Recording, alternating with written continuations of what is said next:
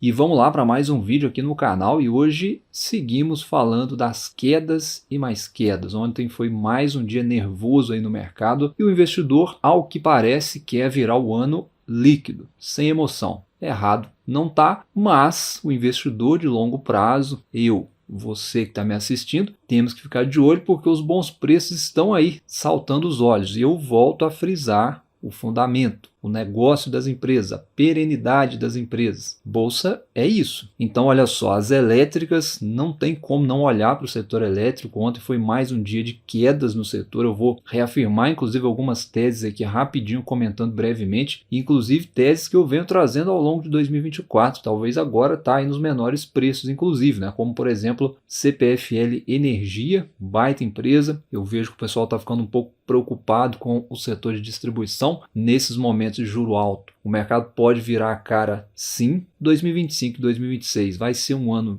de maiores desembolsos para a empresa? Vai, mas depois disso a empresa vai estar mais tranquila, né? Então, no ano, nós já temos aí uma queda importante que deixa o valuation convidativo muito mais atrativo. Empresa perene com PL abaixo de 8 vezes, eu já coloco no radar porque é barato, é atrativo, fundamentado, obviamente, no crescimento de lucros, tá? Imaginando que é setor perene, vai continuar existindo, vai continuar fazendo seus reajustes, além do fato dos bons dividendos poderem se manter. As estimativas é de algo em torno ali de 9 a 10% em se falando de dividendos. E aí muita gente está se perguntando agora, né? Ah, mas a Selic já está batendo 15% no futuro? 2025 já está dado, é 14%? Possivelmente sim, mas é como eu sempre falo aqui, não tem como comprar bolsa em cenário lindo, maravilhoso, perfeito. Bolsa se compra em cenários ruins, pessimistas. Mas ainda que nas elétricas a gente tem também a CEMIG, mais um nome muito interessante, caiu bastante ontem, né? Acho que caiu aí mais de 3%.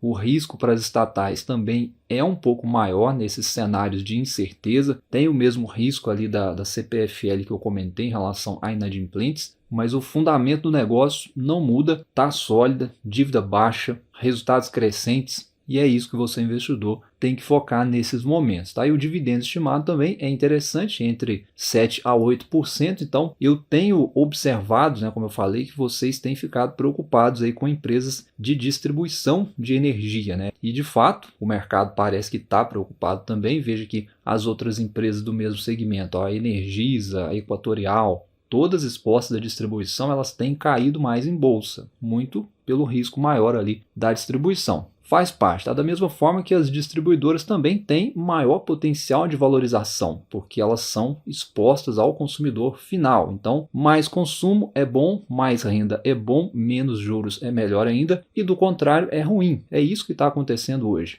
Mas isso não significa que você tenha que ficar de fora. Tem que analisar o negócio, avaliar se está em bons preços e simplesmente seguir sua estratégia. Mas, seguindo aqui no tema, continuam sendo empresas necessárias economicamente falando. Tá? Então, na distribuição, eu destaco essas duas, CPFL e CEMIG. Nós temos a geração, eu destaco Engie Brasil e Eletrobras. Olha só a Engie Brasil, né? Há poucas semanas atrás eu achava difícil a Engie cair abaixo dos 40 e a gente vinha secando inclusive, né, para dar compra, mas ela vinha segurando forte ali, mantendo os 40. Agora caiu e caiu abaixo de 36, ou seja, está abaixo dos níveis da pandemia. É um presente de Natal aí, literalmente, né? Essas quedas no setor elétrico para o investidor de longo prazo é agora que tem que olhar, porque em tempos de mercado favorável, essas empresas não caem, não fica descontado. O mercado realmente está pessimista por toda uma conjuntura de fatores, mas aqui é uma empresa que antecipou investimentos, inteligentemente fez isso, porque agora com juros altos, juros subindo, não sofreria tanto aí com investimentos e aumento de custos, por exemplo, né? E em contrapartida ela vai ter receitas entrando mais rápido do que o previsto. Acho que a empresa foi muito assertiva aí nos movimentos recentes que fez, mas o mercado não quer, né? E como a gente viu aí, está pagando hoje menos pela empresa do que valia lá na pandemia, porém uma empresa com portfólio muito mais completo, muito diversificado e com lucros muito maiores e previsíveis. E detalhe,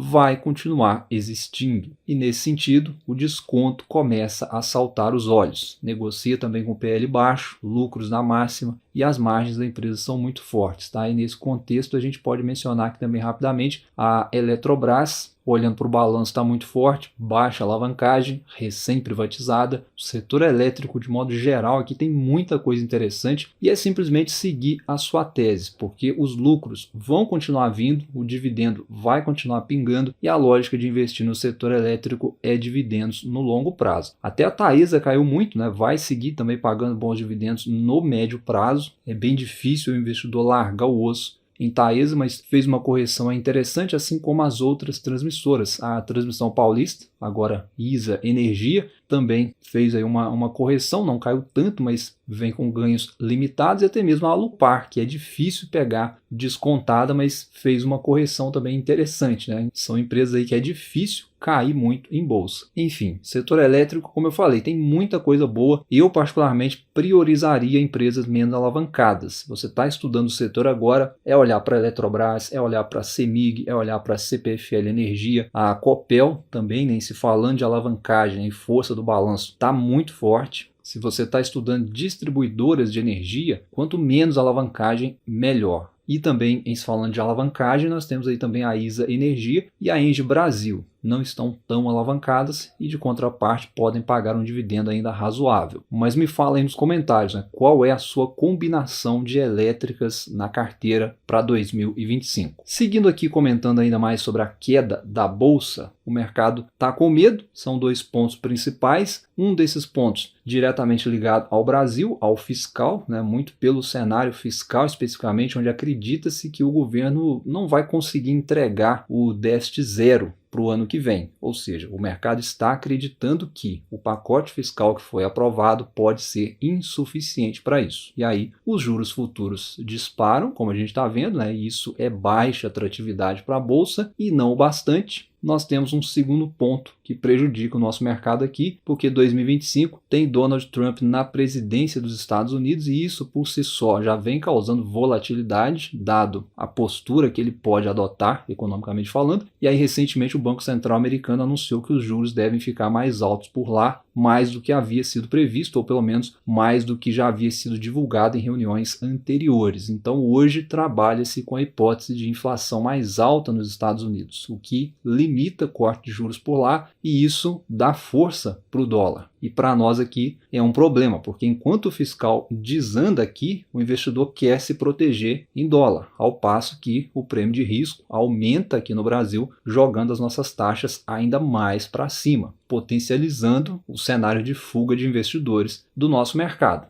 Enfim, a cabeça do investidor, a cabeça do mercado é isso. Enquanto o investidor não começar a enxergar o Brasil de novo com olhos de confiança, vai seguir aí talvez essa sangria na bolsa. Enquanto isso não acontece, nós, investidores de longo prazo, fazemos o quê? Olhamos os bons ativos, os ativos depreciados sem perder o fundamento. Aí nós temos, além das elétricas, nós temos os bancos, né, especificamente os grandes bancos. Acho que essa é a hora dos bancões, porque se der ruim para os grandes bancos, já não vai ter sobrado nada de pé na bolsa, muito provavelmente. Então, olha só, o Banco do Brasil, o risco de estatal, né, que muita gente fala nesses momentos de incerteza, canetado aqui, como muitos têm medo, acho que pelo menos 2025, talvez 2026, acho improvável. O risco para os bancos, para você que é investidor, é mais do lado dos inadimplentes. Isso aí é algo que fica bastante complicado com os juros subindo, porque se eles restringirem crédito, por exemplo, né, temendo inadimplentes, a carteira não cresce. Então o banco ele não pode parar de conceder crédito. Se a carteira não cresce, o lucro fica estagnado. E de outro lado, se eles abrirem a mão demais, concederem muito crédito, igual fizeram na pandemia, os inadimplentes voltam a corroer resultado por causa de juros altos. Então 2025 vai ser um ano para olhar de perto os bancos de novo, tá? Vai ser um ano interessante, na minha opinião, para a gente poder ver qual bancão vai sair melhor, qual bancão vai conseguir reagir rápido aí dentro desse cenário ruim que pode vir, ou que pode talvez piorar, tá? E aí para mim, como eu já falei aqui, é a dupla ali que eu chamo de combinação perfeita, ou talvez até a trinca. Seria Banco do Brasil e Itaúsa, com o Banco Itaú. Nesses preços eu sigo aportando, acho que está barato demais Itaúsa, Banco do Brasil também está interessante. E fico de olho em Banco BTG, voltei com ele para o radar. Se caísse ali abaixo dos 25, seria perfeito para voltar a comprar. Para mim, os 3 nomes aí do setor financeiro são os mais fortes, os mais resilientes. Mas aqui no setor financeiro a gente tem também outras empresas relativamente óbvias, né, como o Santander, o Bradesco, né, que também são bancões. A gente tem os banquinhos menores que também estão baratos, mas o risco nesses nomes aqui é um pouco maior dado o contexto. E aí, comentando aqui brevemente sobre um outro segmento que vocês até me cobraram, inclusive, no outro vídeo que eu fiz das empresas que vão seguir fortes em 2025, são as seguradoras, né? E aqui também é focar no óbvio. BB Seguridade, Caixa Seguridade. Se você já tiver comprado em Porto Seguro, também é seguir no ativo. Não estão aí nos melhores preços para comprar, mas são empresas que vão seguir fortes em 2025. Por quê? Ao contrário de outras empresas, elas não vão sofrer com juros corroendo o resultado. O que acontece? As empresas, em geral, elas crescem com dívidas, né? Isso aí já é conhecido do mercado, é um fato. Então, quanto mais dívida, em teoria, mais crescimento. Sim.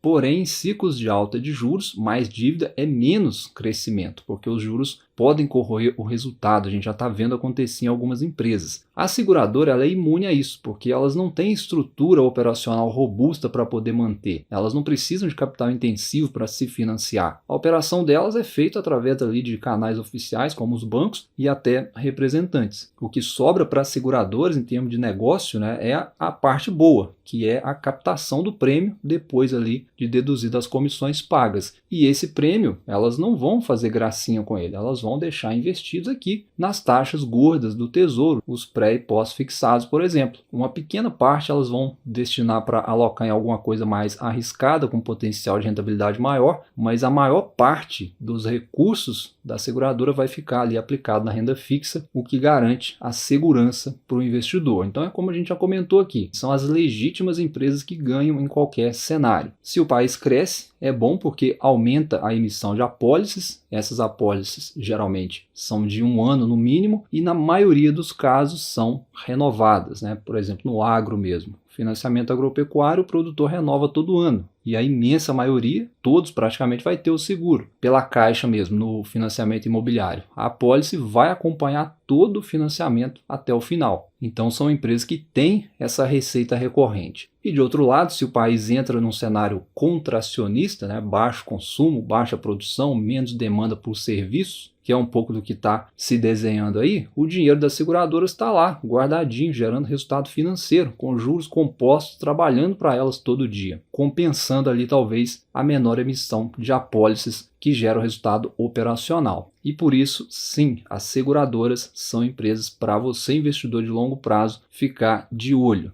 Elas não estão nos melhores preços aí para comprar, mas devem ser as empresas mais seguras olhando o modelo de negócio, tá? Porque ao longo da história, né, elas vão ficando cada vez mais capitalizadas. A BB Seguridade, por exemplo, que tem um histórico maior em bolsa, se você olhar, por exemplo, 2014 ali, por volta até de 2016, né, o Brasil estava numa recessão terrível. E mesmo assim, você vê que a empresa segurou o resultado aqui, ó, tá vendo? Então esse pico de crescimento aqui mostra que ela está numa fase muito mais forte hoje do que lá em 2014, 2015, 2016, quando a gente tinha também a Selic nas alturas, o que sinaliza que não tem muito motivo ali para a empresa perder lucratividade. Então, imaginando um pior cenário voltando para aquilo que já foi, o histórico sinaliza aí que a empresa vai seguir forte. Portanto, seguradoras é colocar no radar. Caixa Seguridade, como eu comentei em vídeos passados, até os 14 ali eu vejo interessante se voltar a cair abaixo disso, né, como eu já havia trazido, dava para buscar ali uns 9 a 10% de yield em 2025,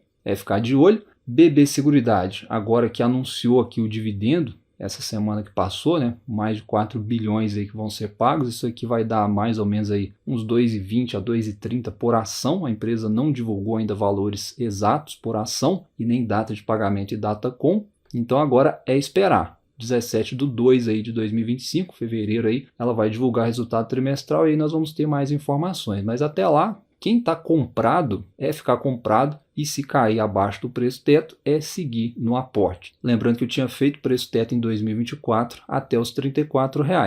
Já deu chance de compra, algumas aí inclusive, E agora é esperar, é ter calma, né? Não precisa se apavorar, mesmo hoje estando acima disso, se a gente olhar estimativas aí do mercado, são de proventos próximos ali dos 10% em 2025. Para isso teria que entregar aí uns 3,50 por ação. Tem chance sim dela entregar, até porque o exercício de 2024 vai ser nessa faixa aí, né, dos 3,50, 3,60 aí, considerando esse último anúncio que a gente comentou. Então, para o investidor previdenciário, reafirma aí o que eu falei, as seguradoras vão seguir fortes, tá, em resultados pelo seu modelo de negócio defensivo e vão seguir pagando bons dividendos, porque elas não têm onde investir esse dinheiro, elas não demandam por capital intensivo para crescer ou até para buscar ali outros modelos de negócio, elas vão pagar para o acionista. E o payout dessas duas empresas é atrativo, né? Historicamente ali acima dos 80%. Portanto, pessoal, o óbvio está aí saltando os olhos. Nos bancos é olhar quem está com alta rentabilidade,